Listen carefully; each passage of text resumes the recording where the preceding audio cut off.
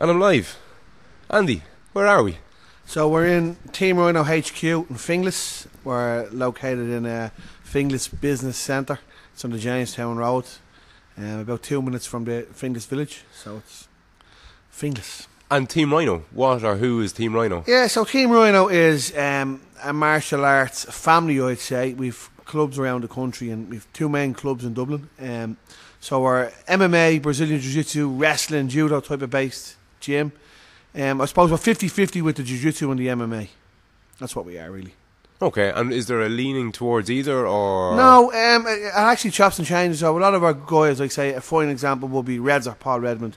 He's probably our top professional fighter, MMA-wise. But he also competes in Jiu-Jitsu, you know? Of course. And he teaches in the Donamia gym for me. We have a small gym down there. So a lot of them cross over. I would like them more, the MMA lads, to do Jiu-Jitsu than they do. They don't, you know, so that's one thing I would like them to do a bit more. You would have a leaning towards the BJJ, obviously. Yeah, I always had a love for the grappling arts. I have a judo background, and you know, we have a wrestling class here as well. So I think it's a massive part of the game, and some people, you know, don't do as much as they should do. Yeah, no, of course. They look with the big knockouts all the time. Yeah, they're too punchy and kicky and not enough. Which is good as well, which you have to have. We have a very good coach here, John Donnelly, and Joseph Clifford. They do a lot of the striking with our lads, so we will be very good at the striking as well. But I think sometimes with MMA lads hate putting on that Brazilian Jiu-Jitsu gi, you know, they want to just do the no-gi sort of wrestling type of stuff. So, you know, for me, I think they need to do a little bit of it. And I actually had this chat with Roger. I'm not a fan of the gi. I don't know. To me, I see it as gear. How do you feel about that? I feel it's a little bit more traditional. It's, you know, I come from a judo background, so I like it. You know, I think it's great for kids. You know, I think it's great for fellas starting the sport with the coloured belts and all. That's hard to get. You know, when you're wearing a pair of shorts and a t-shirt, there's no sort of martial arts look to it, if you want to say. You know what I mean? So that's traditional martial arts. I think it's great that they wear the gi. And plus as well, for us with the jiu-jitsu, ours is jiu-jitsu/judo, so I think it's a big thing to wear it, you know what I mean? That's an interesting one, what you mentioned about especially for kids, because I have a 3-year-old, and he might be like a little bit young, but and I know myself, like I would have done karate when I was 4 for 6 months or whatever it was that I did, and that goal to get the next belt and that kind of the steps, the levels of achievement, and the kind of the hierarchy of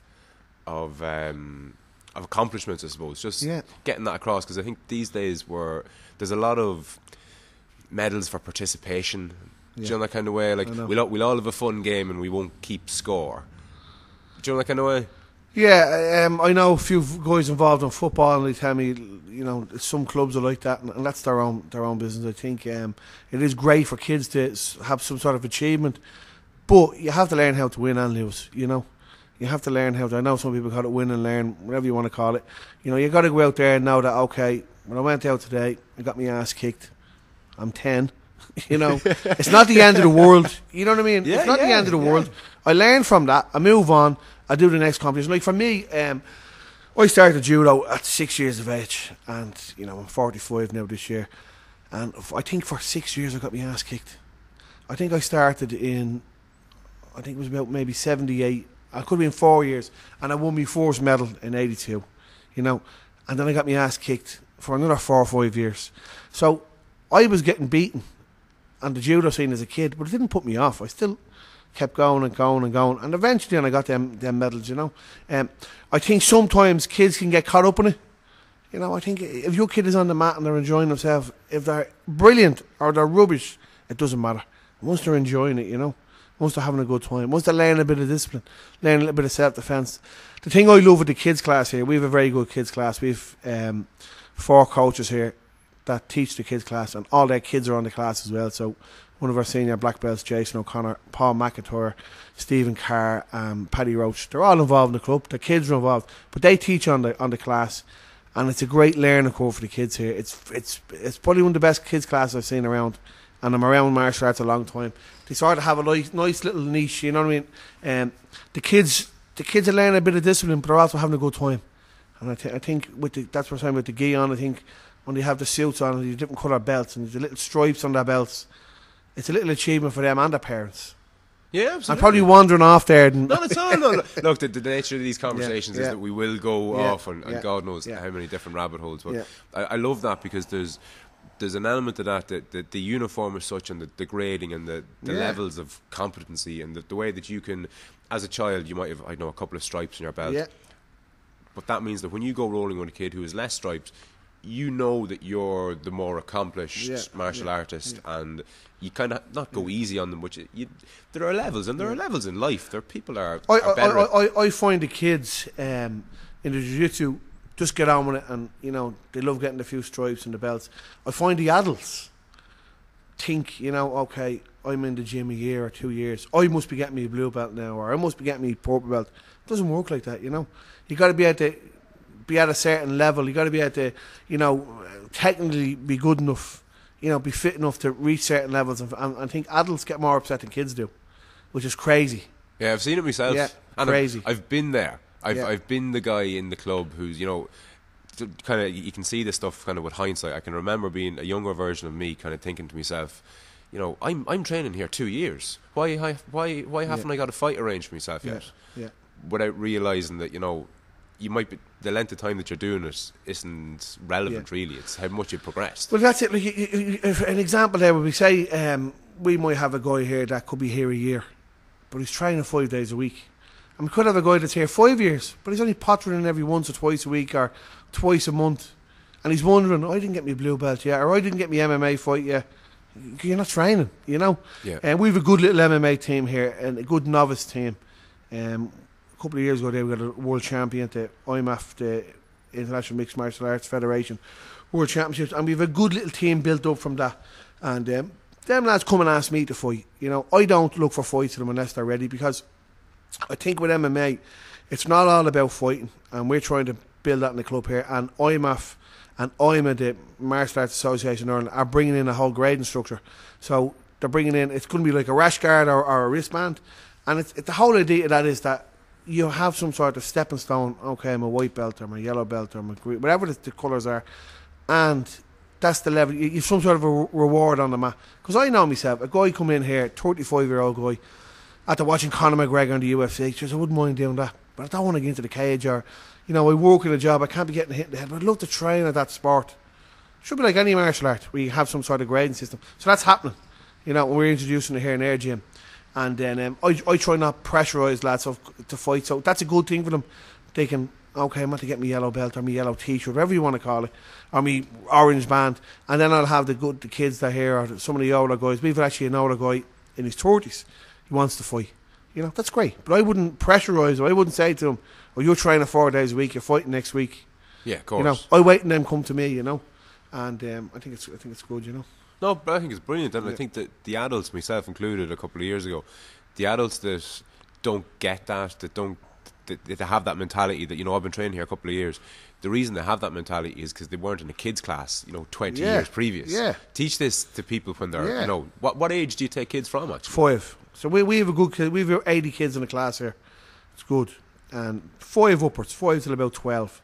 And then we let the bigger teenagers onto the teen classes then during the week, Yeah, of course. Yeah. But it's a great kind of, I suppose, life lesson to learn. It's not like I see a lot of adults or guys that join jiu-jitsu or MMA, and it's sort of, I'm here now a year or 2 years, they'll get me a blue belt or they'll get me a brown belt.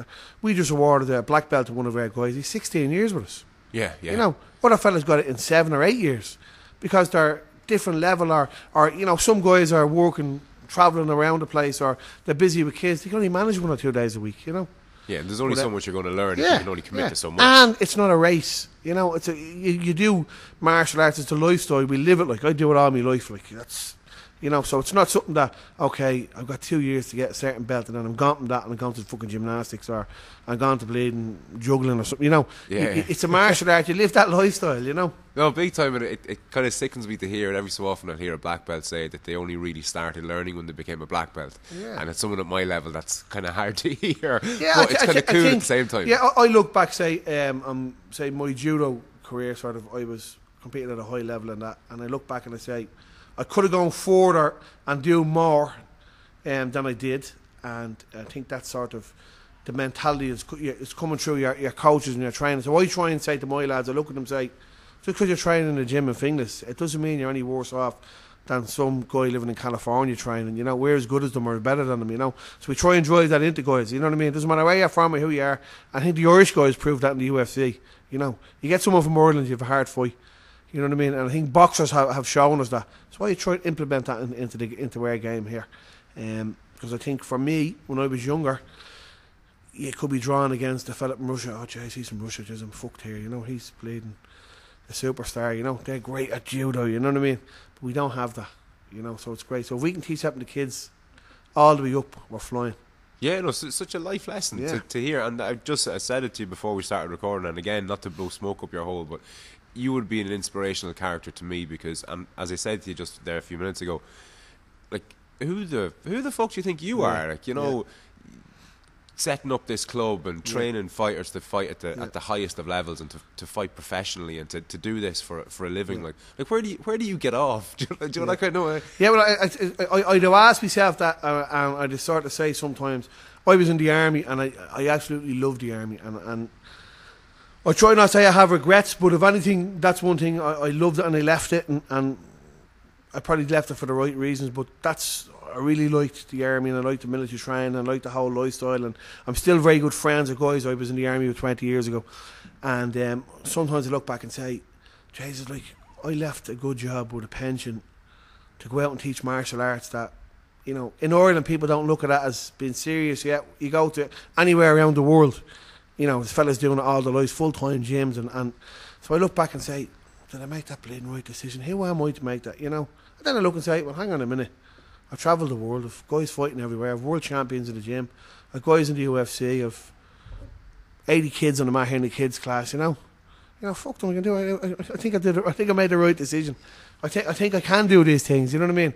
I think it's an Irish mentality, you know, as you say, who the fuck's that fella think he can just do it, open a gym, and you know, and then I look and say, fuck them, like. No, fuck them again. But you're right though, like the gall or the audacity or the neck on you to do it, and fucking fair play to you, you know. Yeah, I think when you're a bit younger, you don't really think about it. Now I'm 45 and I'm sort of saying, jeez, I would have been retired with a pension in the army, and I could have been still training. And then I say, and then I wouldn't have travelled in the world, and I wouldn't have having Neil Seary and Paul Redmond in the UFC, and I wouldn't have having Matthew Sheen, a world champion, and I wouldn't have having, 12 jiu-jitsu black belts in my gym, and you know, so I say now, fuck it, like, I'm glad I made that choice. Yeah, no, you and me both. Yeah. Because in no small part, like, the likes of yourself and others have inspired me to even do this. Because again, like, who am I? I don't have a background in journalism or a degree in podcasting or anything like that. I just, fuck it, just do it. And like, what's the worst that can happen? I know.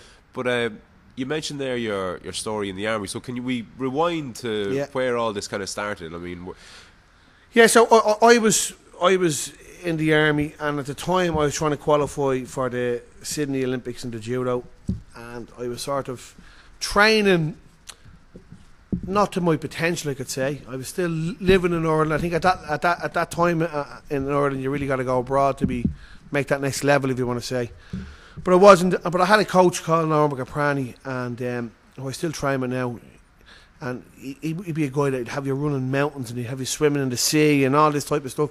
And he used to say to me, you should teach martial arts. You know, you should open up a club and you should go full-time doing it. You're good at it. You know, that's what you do.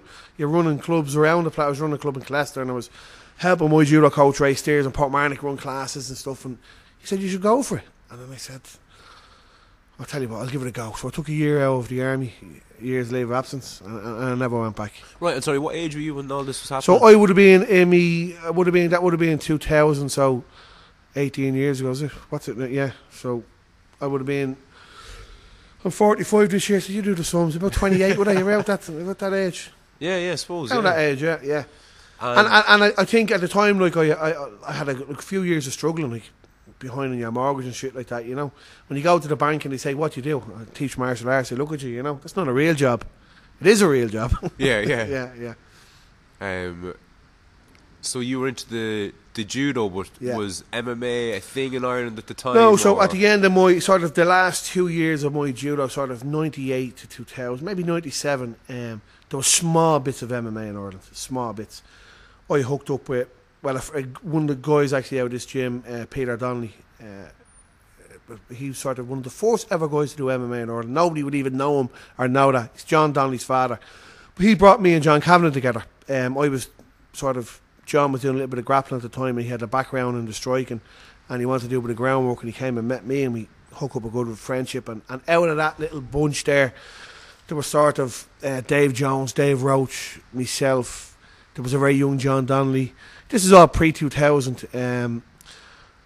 There was Peter Levy from the North. There was a few guys that sort of, if you want to look at them now, the nucleus of MMA now, if you want to say, but that sort of came together, and we sort of did it like not knowing what we were doing really. Yeah, it was madness. I think we used to watch videos. I remember in Colester, John used to come over to me with a few lads, and we'd go run in the park and have a game of football in the park, and then we'd come in and we'd be watching some sort of video or some MMA event, and we'd kick the living daylights out of each other in the gym, or someone put boxing gloves on and someone's job had a judo suit. You got to throw him, he's got to try and punch you, and it was mayhem, 3 and 4 hour sessions. But something, it was great. It was great. And then things you look back and you say, fucking hell, that was mad what we done then, you know what I mean? But it was very fun. And that was all pre-2000, before I sort of retired from the judo. I was still trying to compete at that and train at the same time. It was hard, you know what I mean? Yeah. It was hard.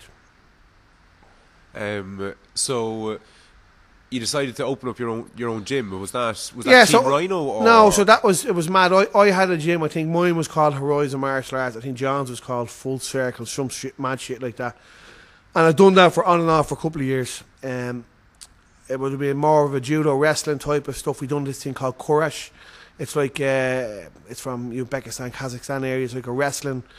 We were from the belt up like Greco, but with suits on. I'd done that for a while as well, and we mixed that in with the classes. And then it wasn't until 2005 that I opened a full-time facility, if you want to say, Before that was sort of 2 days in the sports hall, or I rented a Colester Hall and did a bit in Portmarnock Judo Club. So 2005 was the first real full-time gym we had.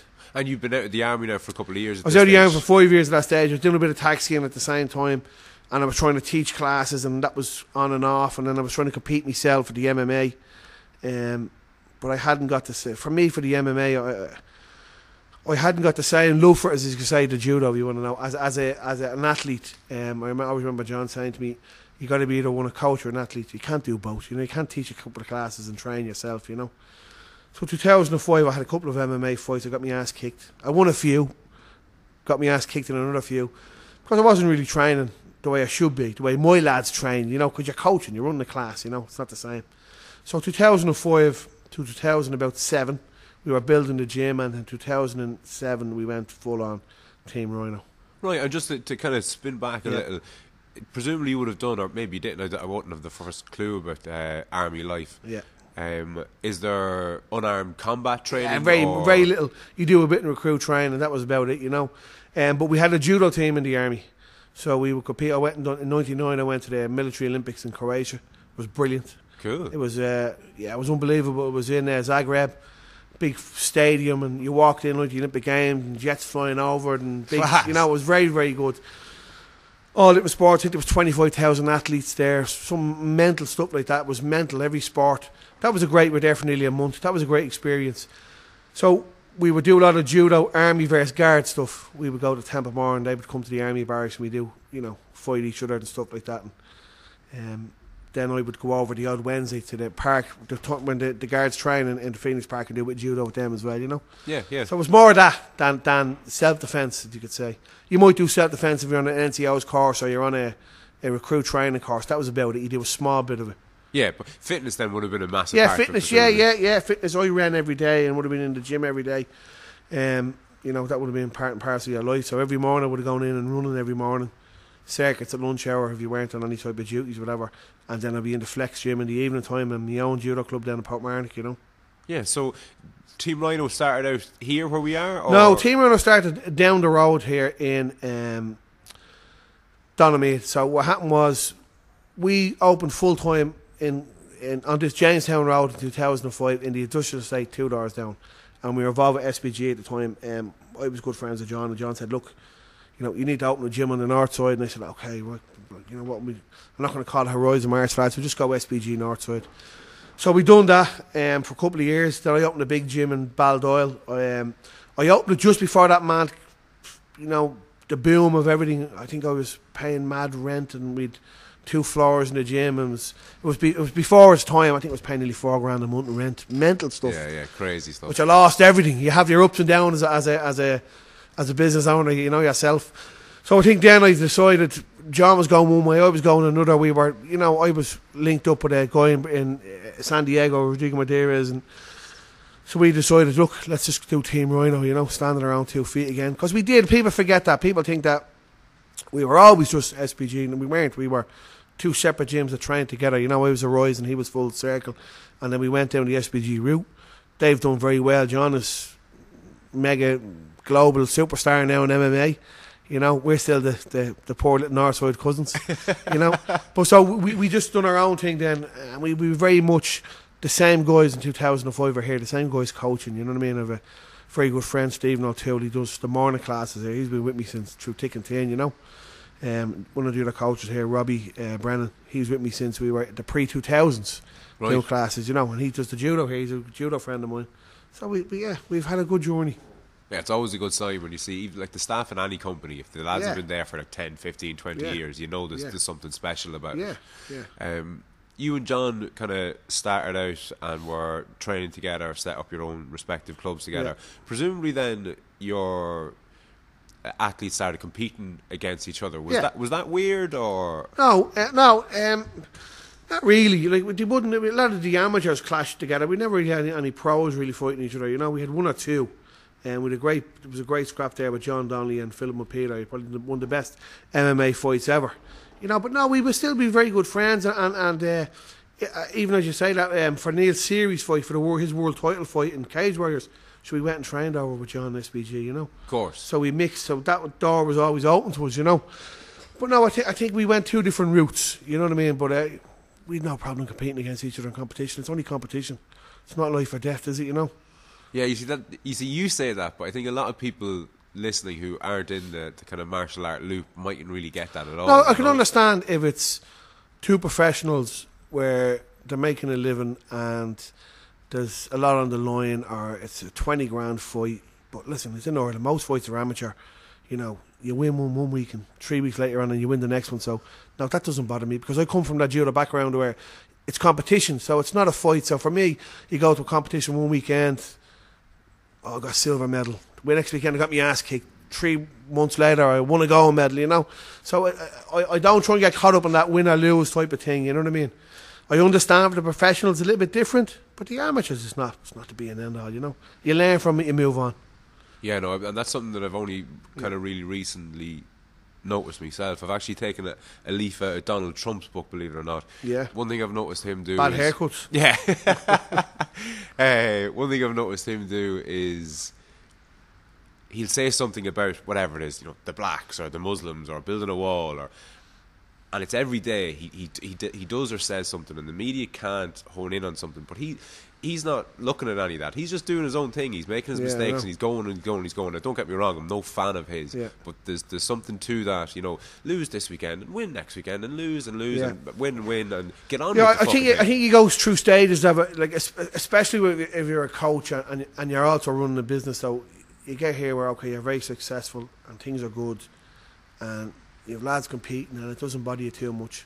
But then when things are bad and you're probably having a bad run of fights and you're having a bad run of the gym, then you might get a little bit more upset and say, oh, fuck this, you know what I mean? But I think you got to try and zone all that out, you know what I mean? And forget about the short little goals. And I try and do it that this is my lifestyle. I'm in the martial arts world. Everything I do is martial arts. I'm on the mat.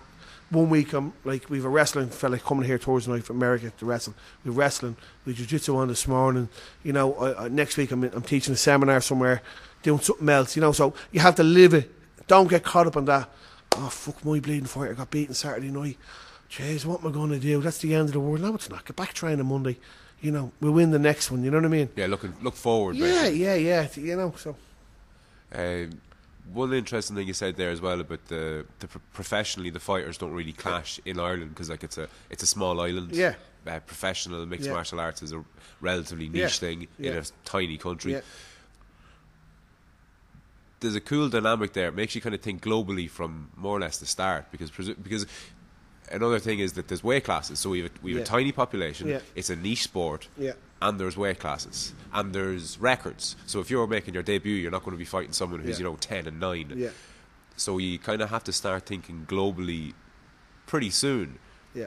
Have you found that, or have you? Yeah, well, a lot of our guys, it's probably changed a bit now. A lot of our guys are older professionals, say Neil Seary, Reds, or John Donnelly, lads like that. They've all sort of gone through the UK scene. You know, they've done all the shows in the UK. Cage Warriors, BAM, all the smaller ones then, the Striking Some Mitts and the On Top, and the, you know, there's loads of smaller. So they would have served their time as pros, and then they build up their sort of their few fights, and then they get the bigger fights in Cage Warriors and stuff. So you weren't really on the Irish scene, if you know what I mean. There wasn't that much of a professional Irish scene. So, you know, so you did have to look outside Ireland for fights, yeah. But it's cool though, because you kind of start thinking globally. Yeah, I think so. You kind of have to from the start, yeah. Which is, I think, something that a lot of us don't really do. You know, the kind of way we not only do we don't even think nationally, never mind globally. Yeah. But speaking of the different shows that the guys would have competed on, Battlezone is or was or your show? Yeah, Battlezone's my show. I wouldn't say we haven't done one this year. Not that I've no interest. I just find I'm too busy with the gym and jiu-jitsu and lads fighting and other stuff, and trying to get lads signed for shows, and we're trying to get 3 guys on the next BAM that's coming to Dublin, and we've read that probably going to be fighting the KSW in the summer and stuff. So you're busy, and then you're saying, okay, I need to take out 2 months here to run a show, and I just haven't got that interest at the moment. Yeah, you know, I get it back this year.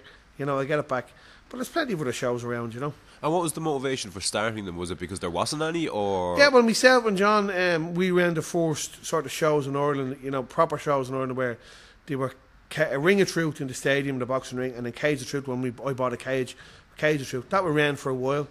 Then Cage Rage was huge in the UK, and myself and John went and spoke to the lads. We brought it to Ireland. It was a great cage, one of the best ever events. We had a Bushido Heroes thing here in Dublin fucking years ago. I was on it with shit.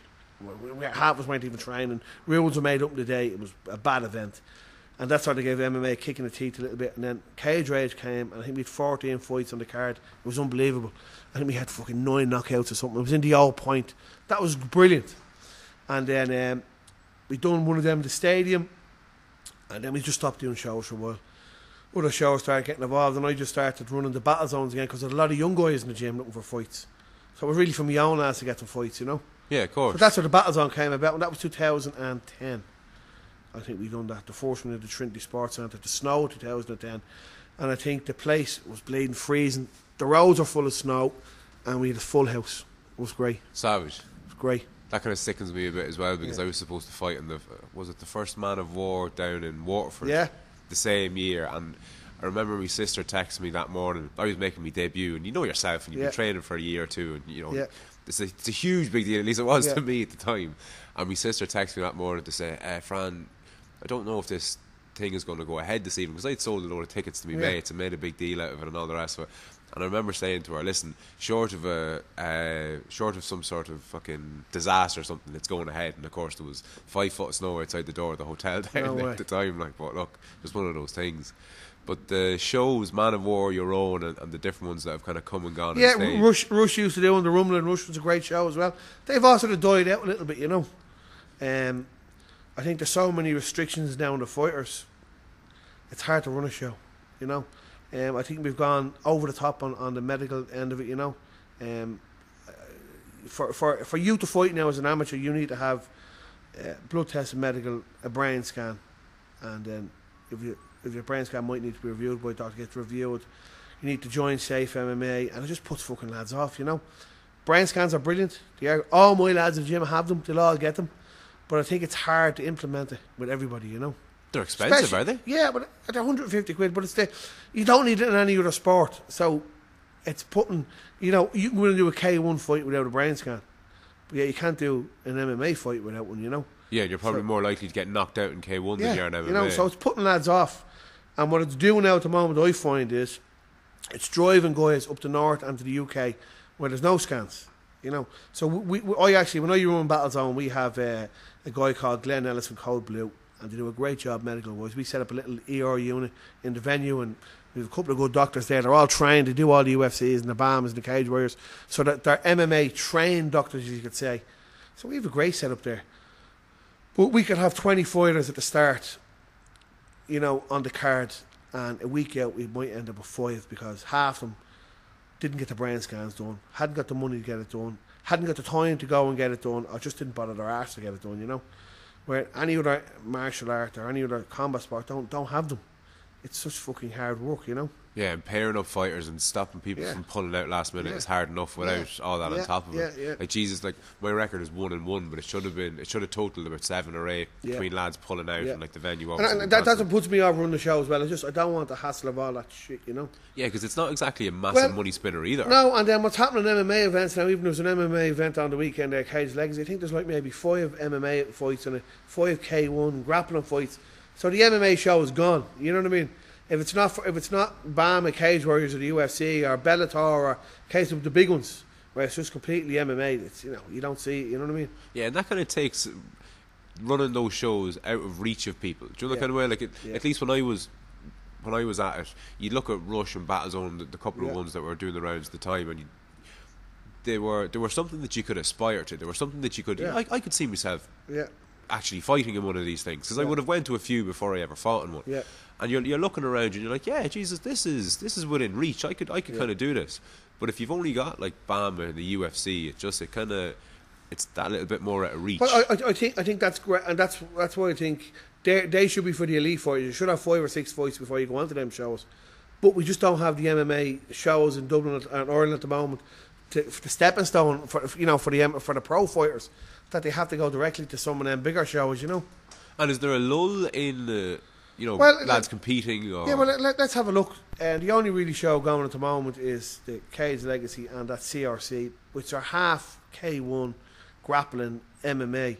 So, like, when was the last Man of War? When was the last Rumble? That's the only show?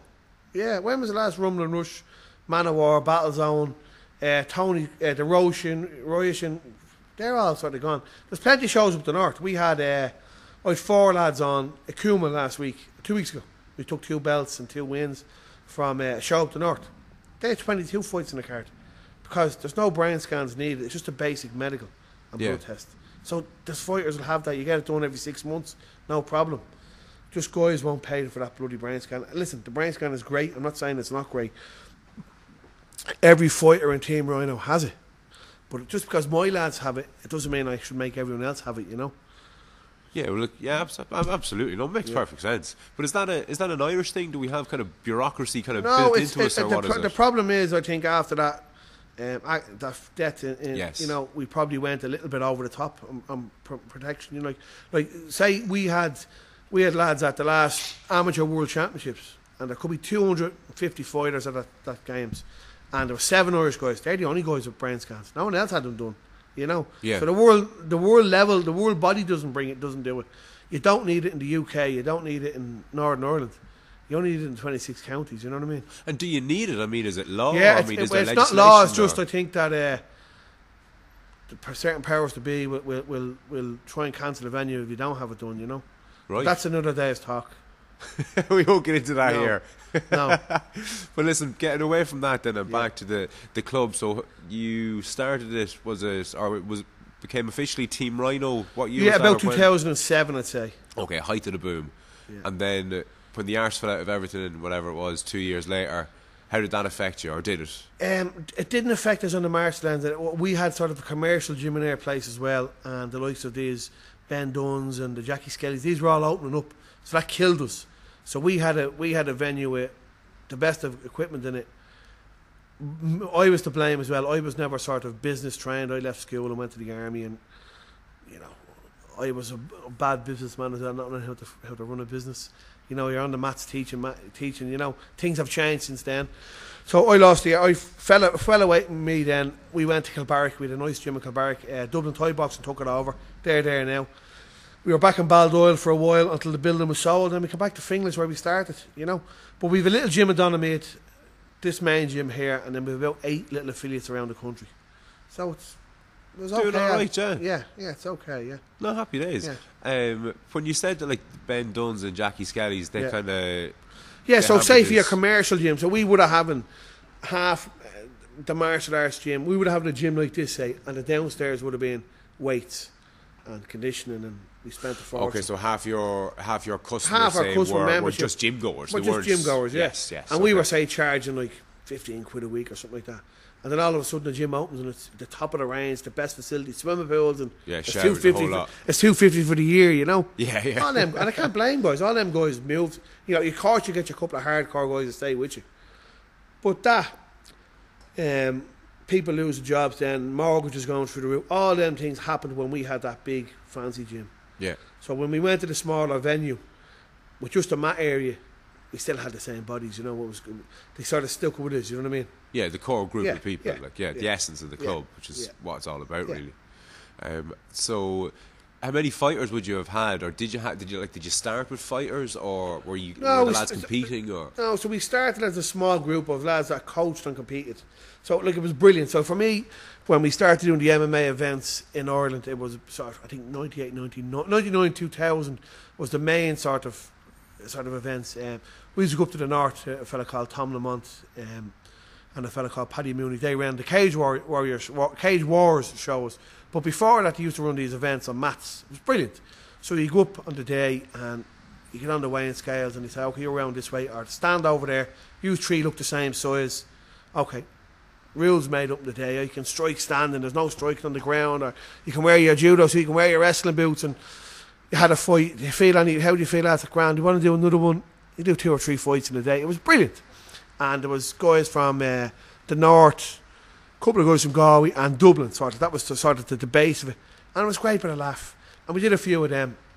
Then Cage Wars started putting on shows in the Europa Hotel. And it was in a boxing ring. And I used to go and put my judo suit on and get in and do an MMA fight with my judo suit. And I wouldn't even be sparring anyone. I'd be training and doing my own bits and pieces, and you'd win a few fights and it's a bit of crack. It was very much amateurish. But I suppose for Ireland at the time, it was the main event, you know. And then for me then, I was running the little gym in Finglas. I was still doing a bit of training in John's, and John said to me, there's a fight in Cage Warriors. It's for a European title. And it's a heavyweight fight against this guy, Tengus. I said, fuck, I'll jump in. 2 weeks notice or something like that. I got my ass kicked. Because I wasn't sparring with heavyweights. I was sparring and teaching with my own students. I remember going out, and the guy probably would have been 18, 19 stone, world Greco wrestling champion, and he was the champion in Cage Warriors. And I got battered in the 4th round, you know. Yeah. And I look back and say, I could have done better, but, you know. I wasn't training the same level I would have been was competing in judo. I was a coach now, you know. And that was then I looked and sort of said, I'll give it another fucking go here. And then we had that Poxy Bushido thing in Dublin, and I jumped in there. I pulled out. I was dying sick. I think I had fucking bronchitis. And the day of the show, the friend of mine was running. He said, Andy, listen, rather than losing loads of fights, will you do what? I said, right. So I said to John, I've 1 round in me. I'll go out here and take in the last fucking round, you know. Yeah. I got submitted. I couldn't even breathe. I was bollocks. That guy, Rob Bruton, a really lovely guy. He was actually a good guy, he was. He went on to the USC then, you know. Class. So I made a decision then. Actually, John said to me, look, it's one or the other. Coach or compete. And I wasn't training enough. I wasn't good enough. I think, not that I wouldn't say I wasn't good enough. I was early 30s then. I was finished that sort of, you know, when you're competing at a high level as an athlete, it's hard to go up, come down and go back up to that next level, you know what I mean? Yeah. So I just said, look, hang the gloves up. I put all my time and effort into coaching, which I think was the right decision. Yeah, but the coaching, there's a career in that at least, a lot more so than fighting, I think. Yeah, I think for me, because we were sort of all over the place. Like the next batch that came after was the Neil Series, Chris Fields, Cottle Pendarts, you know, Owen Roddy, all that type of lads. They were training like professional fighters, and they were living that professional fighter life. We weren't, you know. I think I was taxiing to weekends and after the class to try and get a wage because there wasn't really money in the gym at the time. And then I was probably training 2 nights a week, and you were going out to have a fight. You know what I mean? Yeah, and you'd be going for your pints at the weekend and all the rest of it. Old school. Yeah. So you know, I think coaching was the right thing for me. Now I still jump into the jiu-jitsu tournaments. I do them. I'll do a few weeks training. I'll jump in, but that's not being in all. You know, we're only in the Masters division. it's not. It doesn't fuck with me now. Yeah. Those to some people. Some people get caught up in it, you know. Oh, some people take it seriously. You know, each to their own, I suppose. Yeah. But you said something there kind of I find interesting. Like, so you and that group of lads were at the start. Then there was the Cahill Pendreds and the other guys that you mentioned. I think that time that UFC in Dublin, I think we had a lull afterwards. There was a couple of stragglers. I think the likes of Owen Roddy, he never got to the UFC. He should have gotten there, you know. He just missed out that little. There was a few lads, his group, that missed. So I would say there was us original group around that 98 to 2005, sort of say, messing about. And then I think it was the first UFC in Dublin 2008, was it? God, I'm not even sure what they're thereabouts. And Tom Egan was on that. And then it was the next bunch of guys that came along then. That, you know, what was the first UFC here? The second one, I could say. What was the one? That was 14. Was it around that 2000? I think that bunch of guys were all, they'd been for 4 years on that Cage Warrior scene. I think when Cage Warriors came to Ireland, it made a big difference because now Cahill Pendred, Chris Fields, Neil Seary, Aisling Daly, all those people, Paddy Hoolan, all those people, Paul Redmond, all them were getting an international stage with international opponents. Yes. They were the cream of the crop of Ireland that didn't have to fight each other, that there was guys being brought in from all over the world, you know. And then UFC came, all them guys got signed up, you know, all had that little, and had a great career at the UFC. I think the only one got hard done by there was Redzer. Redzer took a fight on 2 weeks' notice and had to drop 20-something kilos. 20? Yeah, he didn't. Yeah, he had to fight at 66. He was 82 or something at the time, or a bit more than that, I think. And he dropped a lot of weight. Mad at the time, but when UFC come calling, you don't say no. And I think if we look back on it now, we should have said no and hanging on. But he went out when he got beaten.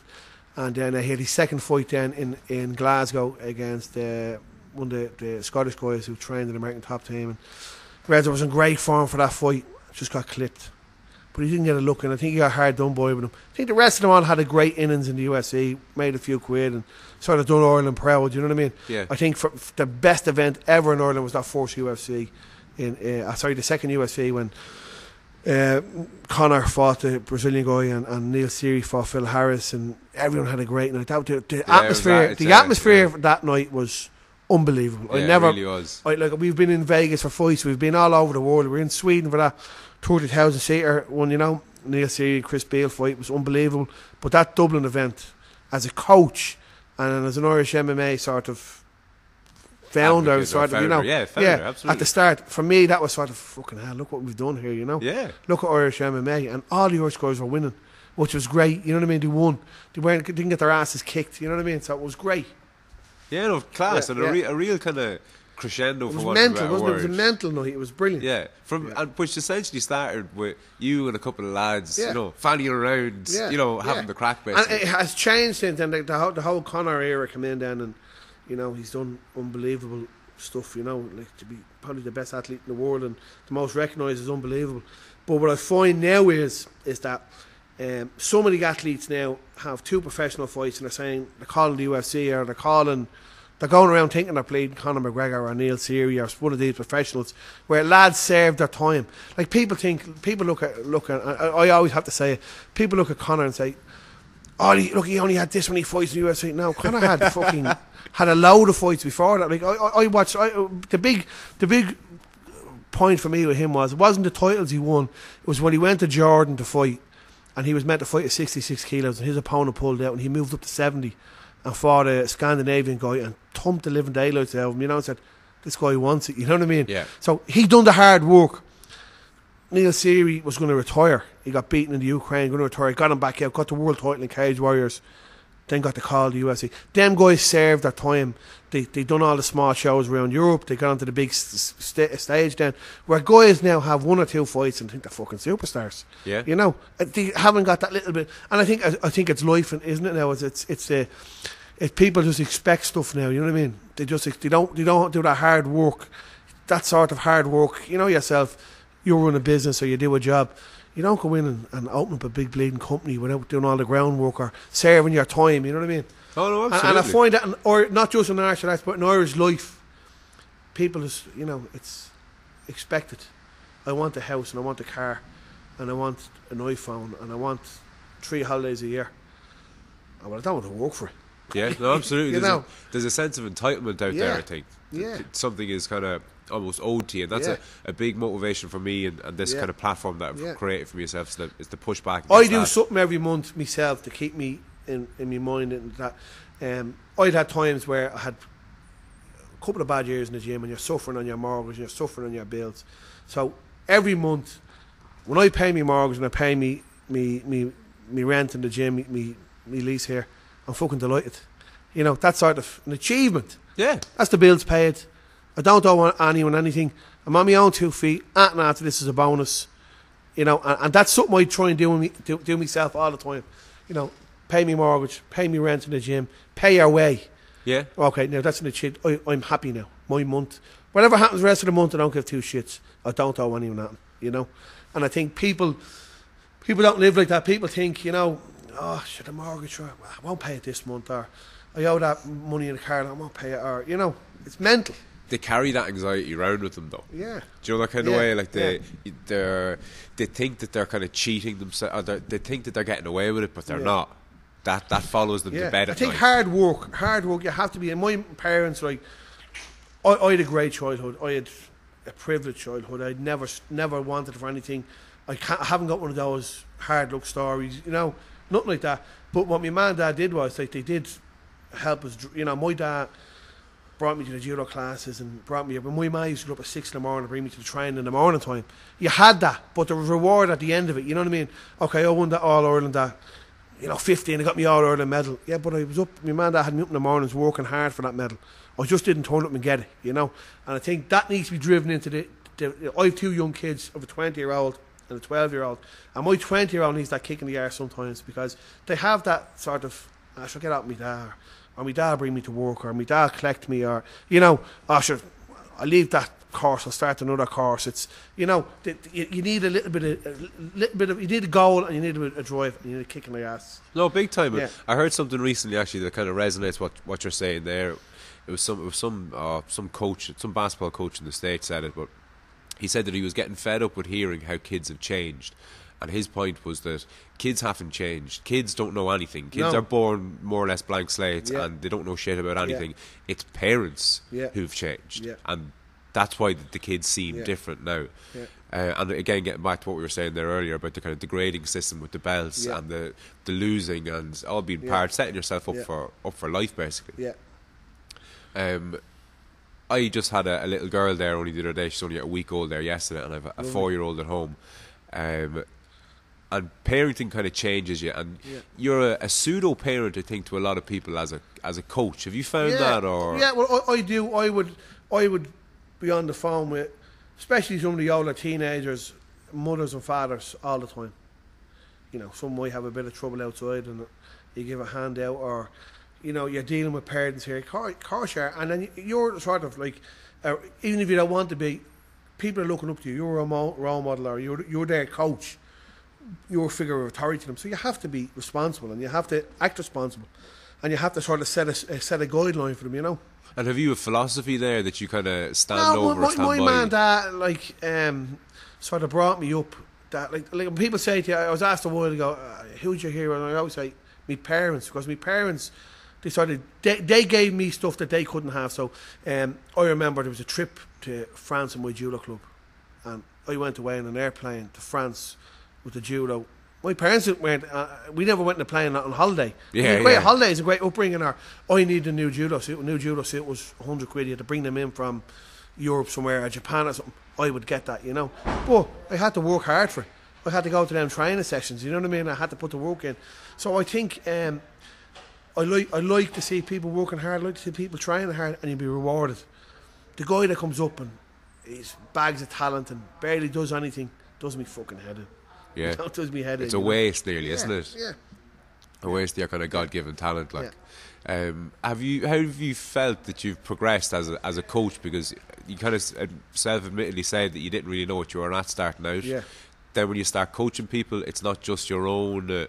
Like, you can make a balls of your own life from what you're doing yourself. But was there ever a moment there, or what are your thoughts on that?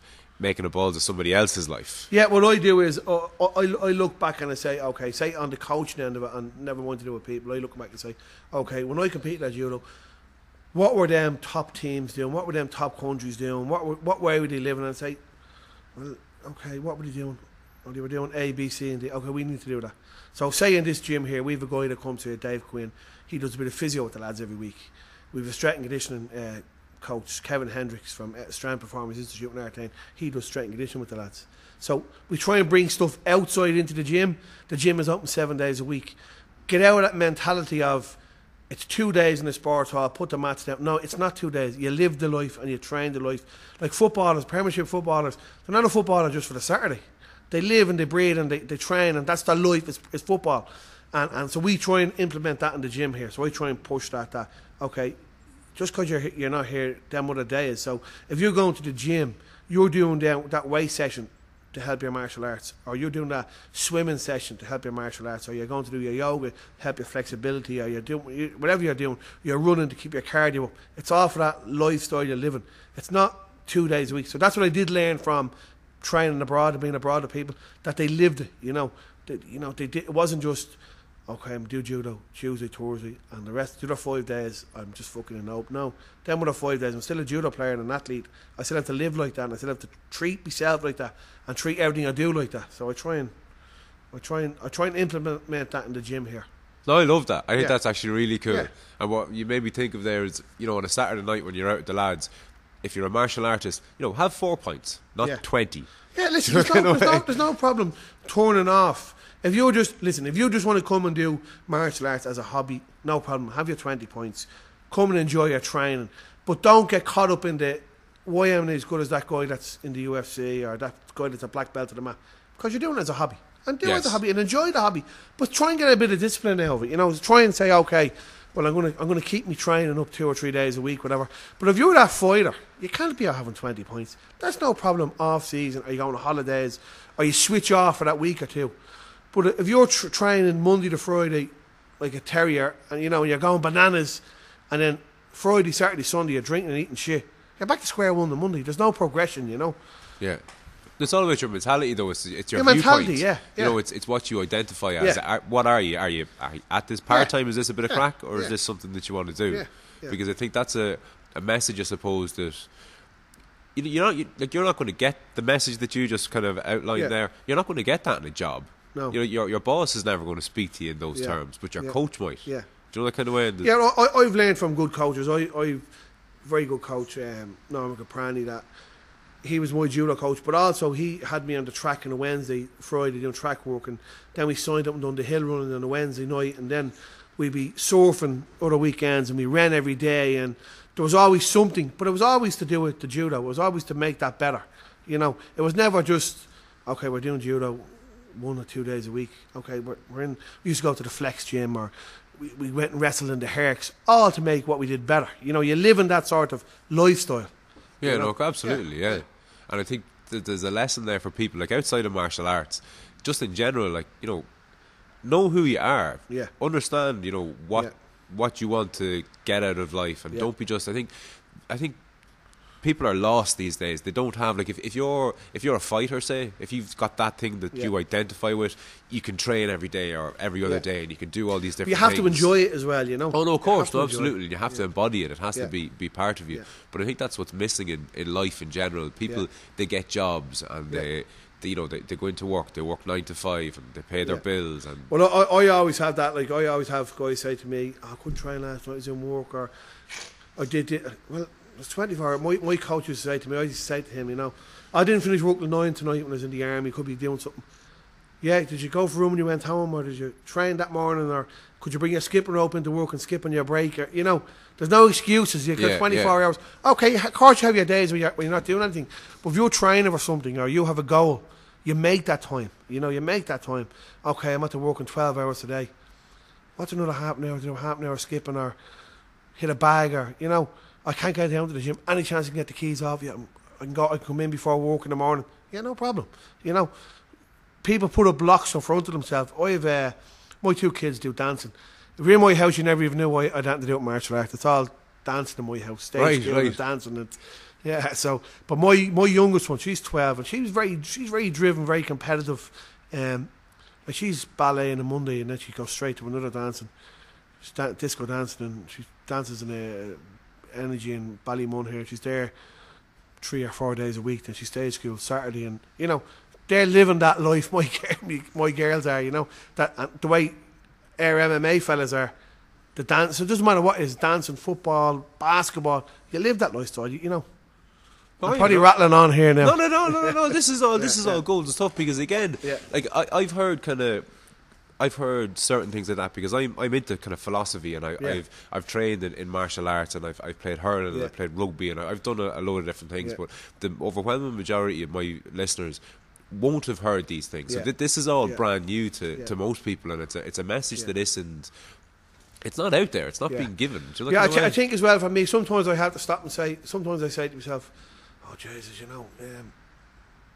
like as you say, who are you doing this?" Or I mightn't be as good as I think I am, or maybe I haven't got a bleeding clue. And then, not last year, the year before, we took 3 medals at the World Championships. There were 6 taken for Team Ryano, and 3 came out of this gym. We got a world champion, and we got 2 bronze medalists. I think it was 3. And a friend of mine that would have been probably Ireland's most successful judo player, a fella called Kikoff. He was a European medalist in Barcelona Olympics and stuff. And he said to me, "Jeez, you must be doing something right there." He said, "1 medal, I'd say, could be a fluke, but 3 medals at the World Championships." And I said to myself, "Well, hang on a minute, the world, the premier amateur championships in the world. I took 3 medals in this gym. The whole world." Yeah, I mightn't be a bad coach after all. Maybe I do know what I'm doing. And I think sometimes you have to remind yourself. Sometimes I don't know whether it's an Irish thing. We put ourselves down. I try and look at the boxing, and the boxers don't. The boxers looking, so we take on anybody. We're Olympic bloody champions here. You know what I mean? And I think we have to learn from them. And I try and look at that and say, "Yeah, we're from Ireland, the fighting Irish. Yeah, we are good at this. Yeah, we're a little small country, but so what?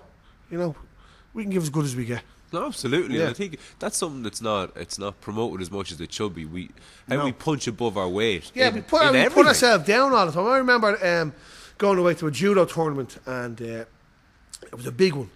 Thrown in the deep end. It was like, say, we were League of Ireland, and you were going into the Champions League. Yeah. Right? But we were going with that mentality, being told that, and then we were going over, and when you go to an international tournament, you're meant to bring a flag and your national anthem medal, and someone said, coach said, "No point in bringing that, we're not going to get any medals." So that was ingrained in your head going over. So even if I get on that plane, you'd lost. Yeah, you're set up for a fall. We had a guy fighting in Scotland last week, Adam Darby, a great kid. When I look at fighters and I look at him and I say, he might be the most talented, but he is coming on. But he has great work ethic. He's in college. He works part-time. He has his own car. He's here in the gym all the time. He went to Scotland last week, was getting beaten for the first 2 rounds, and choked the guy unconscious in the 3rd round. Lovely. Because he had that in himself. I'm going to win this. I'm not going all the way over to Scotland here just for a trip. I'm going over here to win this fight.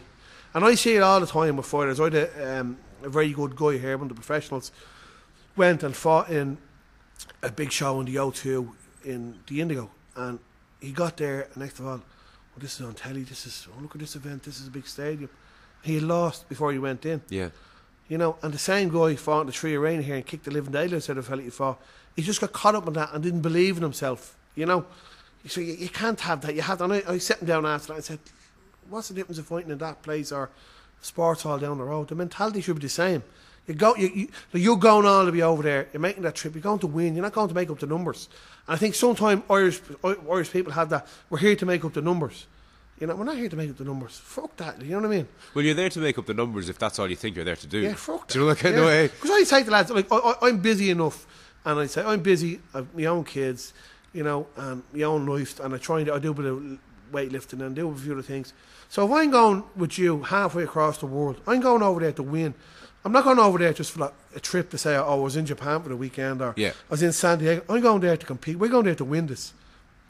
And I think you have to have that mentality, I think there's a lot of talk about, a kind of a fighter's mentality, or you often hear about, I think, professional sports people, like golfers, let's say, his head wasn't in the zone. Well, or I was like that as a judo player. I was going to big tournaments, going over there in my head, losing. And it wasn't until I sort of stepped back and I was retired and I looked back and said, well, hang on a minute. When I'm on the training camps of them fighters, I can give as good as I get. But when it comes to the event, and that's because the whole management, the whole background staff with you. Like, I was at the World Championships in Birmingham in 1999, and I got drawn with this guy from Germany. And this guy was the World Masters is an event where a European champion, world champion, you get invited. And he had won this. So and straight away my coach was, oh, fuck it, getting a bad draw there. Instead of saying, lovely, we know what this fella does, well, give it to him. You've nothing to lose here. Yeah. It was the opposite. Oh, you got a bad draw. He's going to win the medal in the World Masters. He's this and he's that. And I'm sort of saying, so I was going on to that, Matt, with a losing mentality in the back of my mind, Yeah, you'd lost before you stepped out. Like. So we try and get rid of all that shit, that negative stuff here. We try and say, okay, well, we don't not try, we do. We're going out there, we're going out to win. We're going out here to compete. And if you lose, I have no problem. If you go out there, a fighter goes out there, gives 100%, gets beaten, no big deal. You gave it your best. It wasn't your day.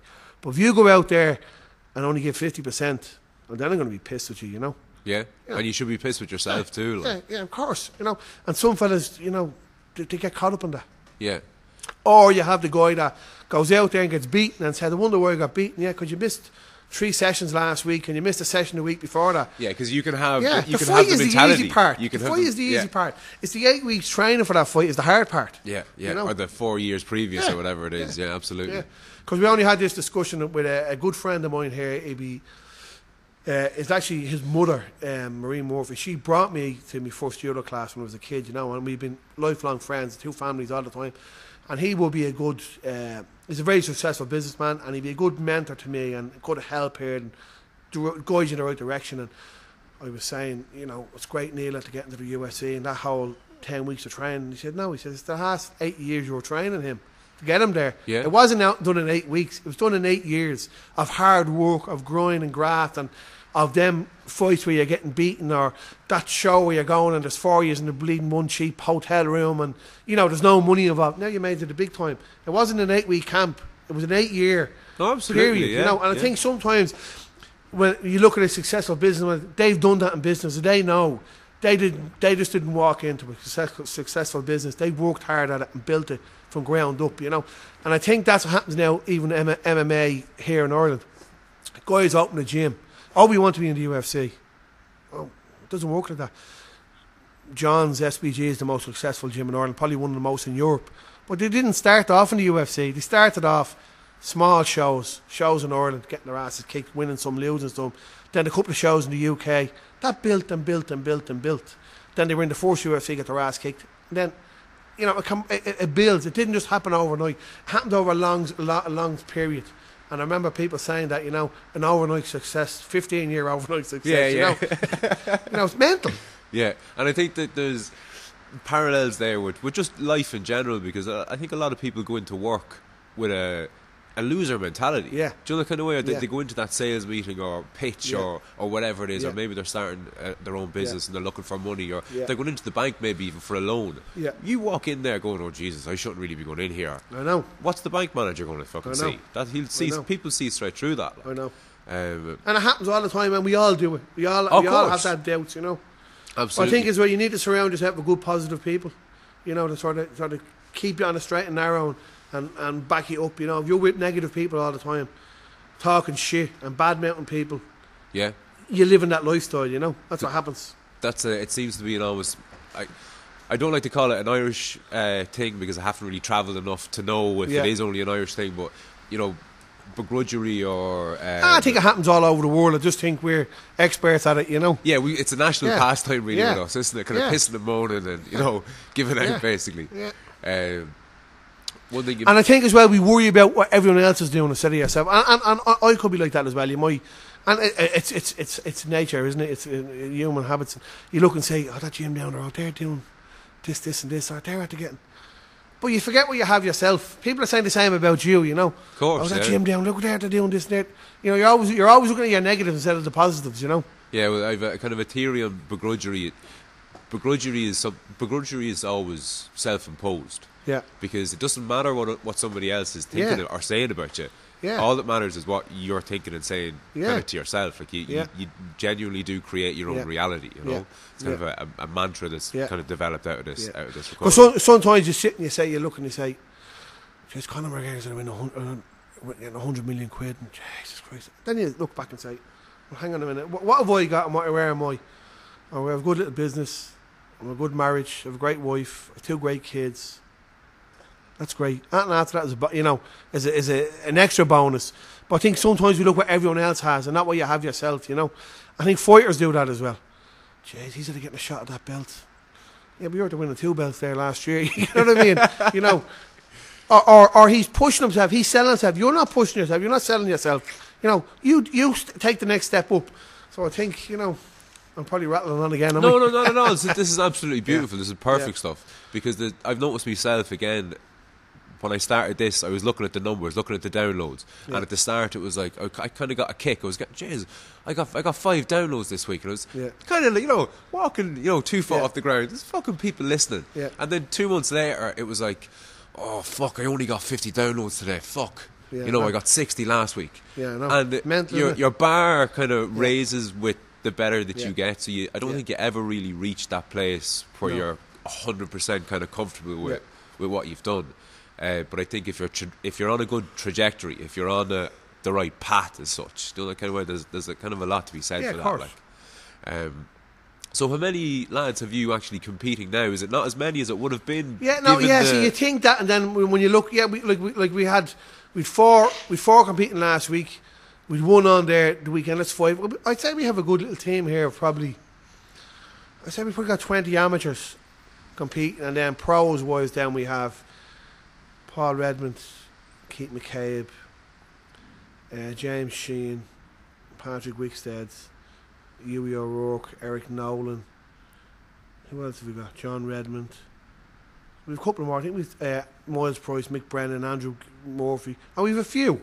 Jesus, that's I wasn't pros, expecting the numbers. And the amateurs, we've a lot of amateurs. We've a good few amateurs there at the moment, Because again, just getting back to what I was saying about the kind of the downloads, if you had that amount of amateur fighters and that amount of pro fighters, 15 years ago, you would have had one of the biggest gyms in nearly the world. Almost, way when you think about it, it's mad. You forget sometimes because people are some guys are like Keith McCabe now. He got a torn retina. He's in getting an operation. He's going to be off the scene for a while.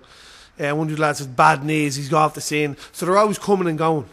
Always coming and going. And then with the amateurs. What I find is now we're on a rebuild at the moment where a lot of the lads we had, say the younger guys, are either doing the leaving cert or start at college. Right. And you lose them because they go into that college life. You do lose them. And then some of the amateurs we had that have never gone pro, we're getting a little bit older now, getting married or jobs have changed, so you lose them. But we've a good little core bunch there at the moment. I think we've 20 amateurs competing, I think, roughly. Could be more. Yeah, good stuff. It could be more. What's your amateurs like? I know when I was at an amateur level, you'd fight 2 or 3 times, 4 maybe at a push, and then you'd either go pro or you'd almost give up. There's no need to go pro, really. See, that's the problem. Guys weren't going pro; they were going from amateur rules to professional rules, but they were still amateur fighters.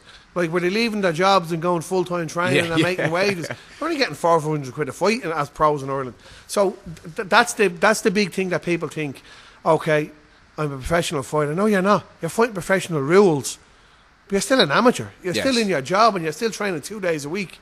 Where, say, the pros here, Paul Redmond, he lives and trains it. So we have a little gym here we built here, personal training. He does a bit of personal training now, and he trains twice a day as a professional athlete. And he fights in the bigger shows. So everyone can't do that, So we try and get some of the pros to do some coaching so they can get some money in. And a lot of them do personal training. But guys having, like you wouldn't see an amateur boxer having 4 fights and turning pro. Of course, it'd be madness. Madness. So why do we do MMA wise? Because fellas want to tell their mates they're fighting in the Trinity Sports Centre for €400 and fighting professional. You're not professional. You're an amateur fighting professional rules. So I think now with IMAF and IMA, there's no need now to go pro unless you're good enough. So you can compete at that amateur level. You can become a European champion, a world champion. You can go to the South African Open. You can do the US Open as an amateur. Yes. And then if you win at them, I'm good at them, then turn pro. But I think guys turn a pro for the sake of having, I had 4 fights now, I'm a pro now. No, that's crazy. And can a living be made from fighting in Ireland at the minute? It's hard. unless you're that top 1%, no. Because your fights are spread out. So, like the Reds he has to do his personal training. He DJ. So, Reds is a fine example of hard work. People see Reds but they don't see the hard work he does. So, weekend gone there, he DJ'd Friday, Sunday night. He's personal training there every day, dealing with clients, and then he does all his training. You know, guys don't see all that. You know, so he might fight 2 or 3 times a year. But what he earns after he pays his bit of tax and he pays his management and pays his coaches, like, he just has living expenses, you know. He's not making a fortune. Oh, no, of course. Yeah, it's very few. It's very easy for people then to see, is your man Reds or what? He fights 3 times a year. Just that's some life. Yeah. Do you want to get away as if, you know, he's cruising around in a fucking Rolls Royce or something like. Well, he's not.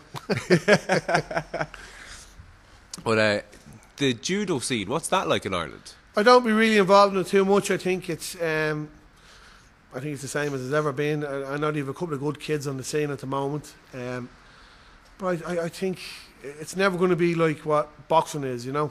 And why do you say that? I just think the whole mentality and the whole structure and the whole setup of it, you know, it's different. Well, you could have said that about, you know, MMA 20 years ago. Yeah, because we try and work the way. If you look at MMA in Ireland, it looks like MMA in America. The full-time gyms, match down permanent. I don't think there's too many judo clubs that match down permanent. I think SARS Judo Club have one. There's one in Galway. That's it. Where nearly every Brazilian Jiu-Jitsu club in Dublin is a full-time premises with classes on 7 days a week. And what's so, like, don't get me wrong, I was about to ask, you know, what's so good about BJJ? I love it. Absolutely I love it. Yeah, I tell you what I like about it. I like about it that you can do it at any age. Yes. For me, you can go to the European Championships as a white belt, 40 years of age, and compete, get a medal and have it, you know, and be rewarded and enjoy it, or, you know, and you can come and train in classes where you're not getting punched in the head or you're not getting thrown on your head to a certain level. You know what I mean? We've different level classes here. Now, of course, you have your serious classes. You know what I mean? So I think it's very adaptable for people coming into it, older people as well. And whatever about older people, but younger people, like judo doesn't strike me. Not that I know a whole pile about it, but it doesn't strike me as the type of thing that you're going to, you know, get a black eye or miss work over. Or no, it's a tough sport. Right. It's kids is not too bad. It's a tough sport as an adult. Yeah, throwing and, you know. But for me, it's my love of all that martial arts. Judo is my number one love, and I still try and go out to Portmarnock Judo Club to race stairs every now and again. He runs a great club out there, you know, and I have great respect for that man. You know, it's good. I just think the philosophy behind it, or not even the philosophy, but it's still a part-time sport, if you know what I mean. Like, you go to England, I have friends who run judo clubs in England. They're full-time judo clubs. They're there. Okay, the athletes mightn't be full-time, but the club is full-time, so that. You know, they can train morning, noon and night.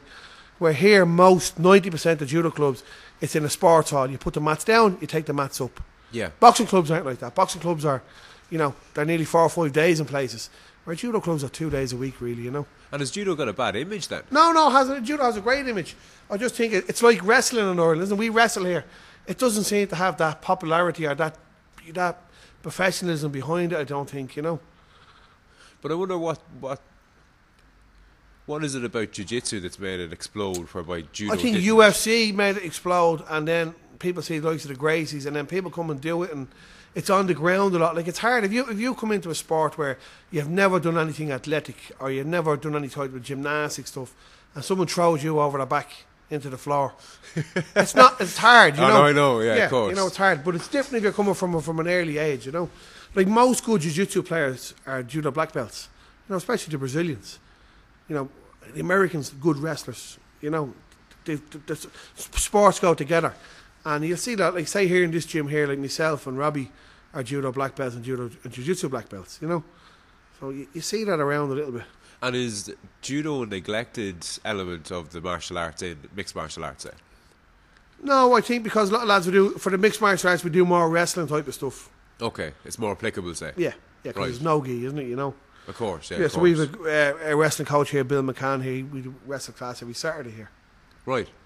And on the classes then, for people looking to get into whether it's judo or wrestling or martial arts or jiu-jitsu, like what type of, do you have, like beginners classes? Or yeah, all our beginner classes are beginner friendly. So even if we have a jiu-jitsu class, say a main big class, it's divided into two. We have a big mat area, so one half will be beginners, the other half would be advanced. One of the black belts would take the beginners, or we do beginner courses every now and again. You know what I mean? And is there a particular type of person that gravitates towards this gym? I find a lot of the young guys come and join MMA because they want to see MMA, and then they see, oh, this grappling stuff is good, and they end up liking the grappling. And then I find a lot of the older guys might come to jiu-jitsu because they see in the UFC and say, well, look, I don't do all that hitting and punching stuff. I think I'll try that jiu-jitsu, Yeah. And is there a type of what would I phrase this? Is there a type of student that you would welcome? Not that you would welcome more than most, because obviously everybody's welcome. But is there a particular type of personality of person that you would find stays, let's say, here? Yeah, well, we'll give an example. Like, we have a fella here in the gym, Ronan Drumgool. He would have been a good hurler, and he has that sort of competition, mentality in him, and he wins all the tournaments here. He's got 2 silvers at the European Championships, and even though he's 31, I think he still competes in the adults, and he'll mess about. But he has that good drive. We find that fellas that come from, a competitive sport will last a lot longer. But the gym here, I was very much like that for a long time. It was a very competitive gym here, but we got a bad name. Fellas say, I wouldn't go up to that Team Ryano. You get bleeding killed up there, they're bleeding headbangers. So we've changed now a bit as a business person and as a martial artist that, we have to look after everybody. So we've got guys here in St. Michael's House training here. We've a fella called Dermot, great lad. Comes up here, he's treated the same as everyone else. He gets on the class, does the classes, but he's not doing full-on sparring with the professionals. Yes. He's doing what he can do. So we do adapt to everybody, and the door is open to all levels. I think you have to be. I think that days of that little bunch of headbangers knocking the shite out of each other is gone. You know what I mean? Yeah. It's uneducated, and it's Now we still have a little bit of that with certain lads. Certain lads will want to go a little bit harder than everyone else, but we have to be clever. This thing of, we used to do sparring sessions, lads would knock the shite out of each other. Yeah. You're not learning anything, so we'll do one night of sparring a week, and the rest is sort of tactical and drills. Of course, yeah. And you mentioned a couple of times that you've kind of progressed as a business owner because you started out in the army. Yeah, I'm still not great. I'm still fucking. I really need to go and do something. So I left school after my group cert. It's one of my regrets I didn't do my leaving cert. I think I will try, and that sort of puts me off sort of going to do wanting college-y type of things, where I push all the other lads to do it. Reds is doing a masters now in strength and conditioning and other stuff. But we have a good system here. Actually, Roger put me onto the one he was using. We use the same sort of the software for the same software, and that's good. Yeah. And it's just getting on the ball. But I would still be very much someone come up here and I'm brutal for asking for money, or I'm brutal for the business end of it because I'm the coach. So I have my wife looking after that now. She's been busy with doing something else, so we sort of let that slack a little bit. But I do think you have to learn how to be a business owner, and I think sometimes when you do it, and I do it because I love it, you get it mixed up between a hobby and a passion and a business. No, it's a business as well, Yeah, no, you can fall into that, and I know I do, No, look, I've kind of. And Roger would say that to me. He said, "You're being brutal. You need to be more business-like." Roger said to me, "Must you charge?" And I say, "We charge this. That's too cheap." It's not, Roger. Yeah, but you're a UFC coach and you're a Judo black belt, Jitsu black belt. You won the Pan Ams and you won medals at the World Championships and you won 3 or 4 European Championships. Yeah, no, but it's it's fingless and it's only me. No, I know, yeah. And I would have that in my mind, and he'd be looking at me saying, "You're fucking mad." Yeah, yeah. No, but it's hard. Like, I find it myself, even like when I sell what X amount of stuff to my customers every month, and then I don't get paid maybe the next month, and I'm ringing up, kind of going, "Oh God," I'm saying to myself, "Oh look, Jesus, I have to ring this guy and ask him for the fucking money he owes me." I know, it's mad, isn't it? I know. And I think as well, it's a thing here in Ireland that we have that fellas don't pay their gym bills because it's sure, I'll give it to them next week or next month, or.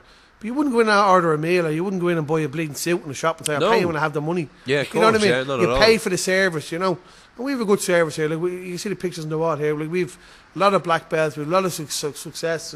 We've gyms all over Ireland. We've 3 or 4 gyms in the north that are affiliated with us, and so we have a good little thing here. I think sometimes you have to, look at what you have and say, fuck this.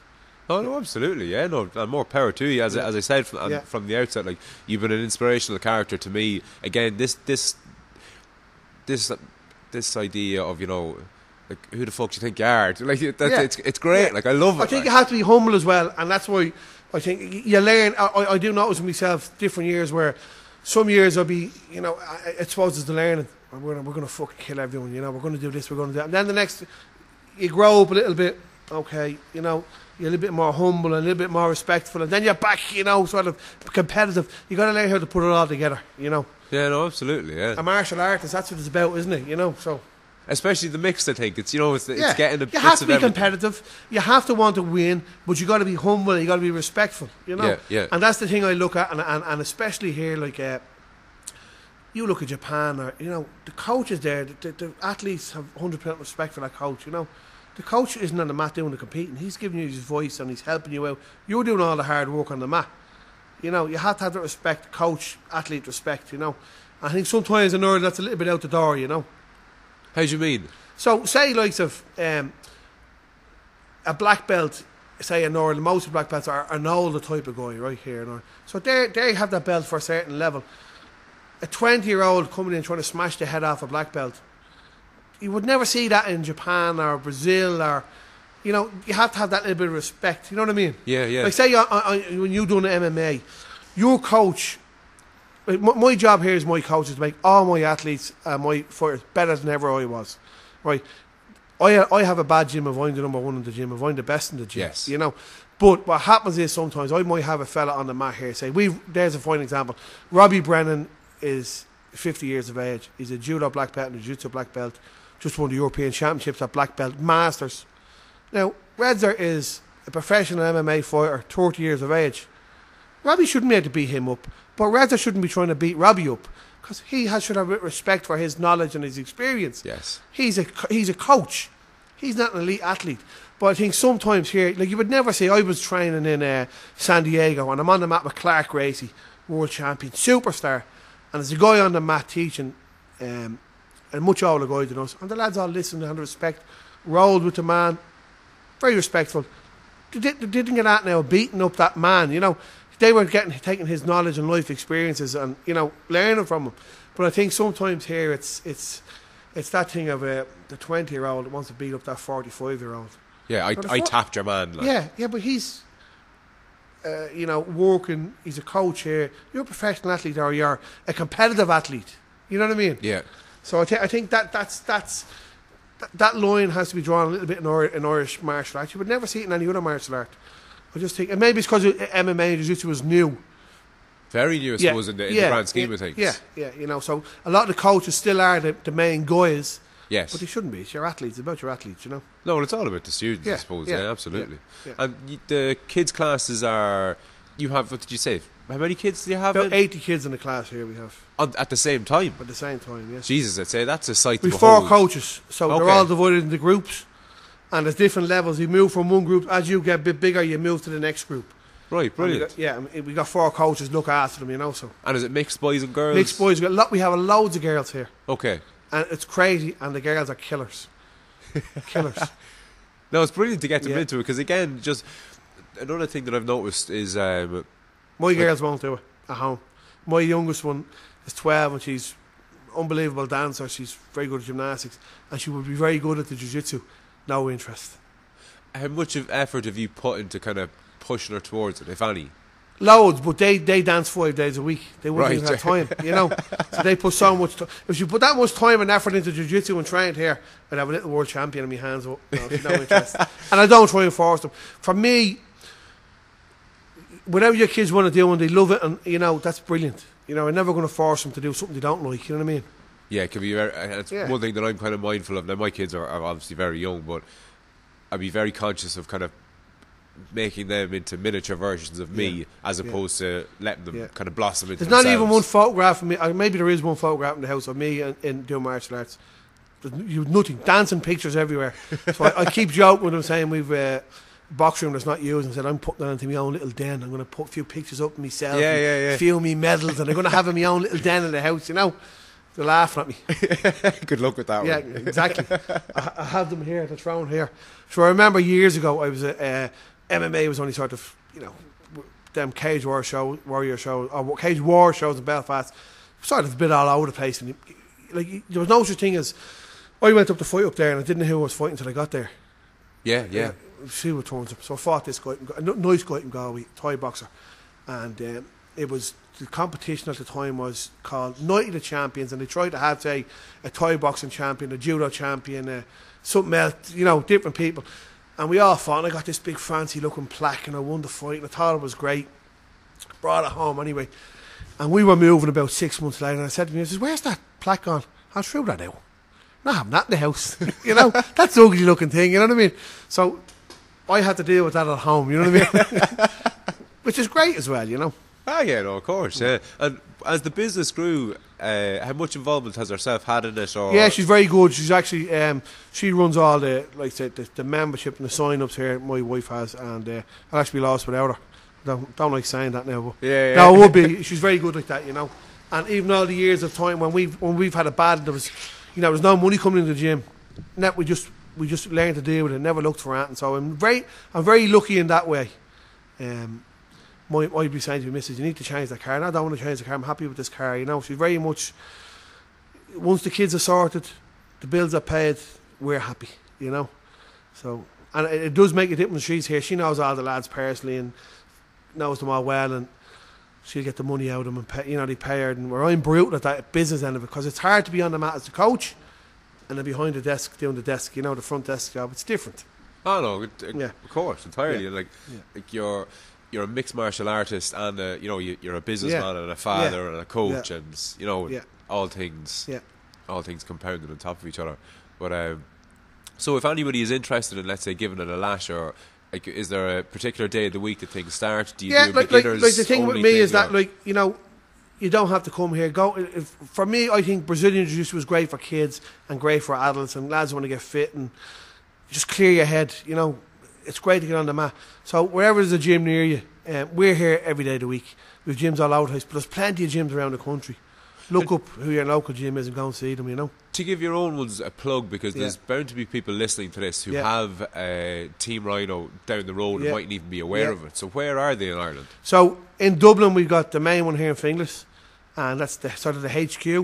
We've got a small one in Donamead in the Trinity Sports and Leisure Centre, and Paul Redmond and some of my coaches run the gym there for me. And then we have Dungarvan and Waterford. Tony Keane is there. We have Bobby Mead in Waterford itself. We have Mick Brennan and Miles Price in Kilkenny. We have John Ging in Portlaoise. We have Peter Lavery in Belfast. Jason McCabe in Derry, and Peter McClay in Causeway and Coleraine. It's cool as you mentioned out the names there. I wouldn't know any of those guys personally, but I know them from being just on the MMA. They're on the MMA scene, the coaches scene. And Peter Lavery now from the gym in Belfast, he's on the MMA scene longer than me. He's one of the first fellas in the north was involved in it. He jumped in and fought events, and some of the first mad ones that are around. And he's probably one of the longest running gyms in Ireland. Kokishin, I think that's the name of it. You give it out to me. Peter Lavery, but he's one of the oldest gyms around. There's something cool about that group of lads, yourself included. And I'd love to go to almost an MMA kind of Christmas party where all you lads would be at, because the one thing that you all I think have in common is a fuck it mentality. Yeah, you know that kind of way, because you don't end up as that person without something like that. You know that kind of way. Yeah. But listen, it's been an absolute pleasure. I've taken up enough of your time, and my head cold is fucking. I don't know what I was talking about anyway. I was probably drifting in and out and talking shy. Not at all. It was an absolute pleasure chatting to you. Have you a website or a Twitter page or Facebook? Yeah, me for my Instagram is Coach Andy Ryan, and then we got a Team Ryano one as well. Give me a follow on them. I always put up little videos every morning. Coach Andy Ryan. I get a bit of stick. I give all the lads a bit of stick and have a bit of laugh at it. And then we do the Facebook Team Ryano Facebook page, and we got the website teamryano.com. Give me a shout out on the Coach Andy Ryan one. I put stories up every morning with a bit of slagging and messing. We were training yesterday. Myself, Redzar, and Jeff Hendricks, that plays for Ireland. He'll give out to me. I keep calling him Jeff Hendricks. It's Hendrick. So Jeff, he was home there. His brother Kevin is their strength and conditioning coach, so when Jeff comes home, he links up with us and we'll do a couple of training sessions together.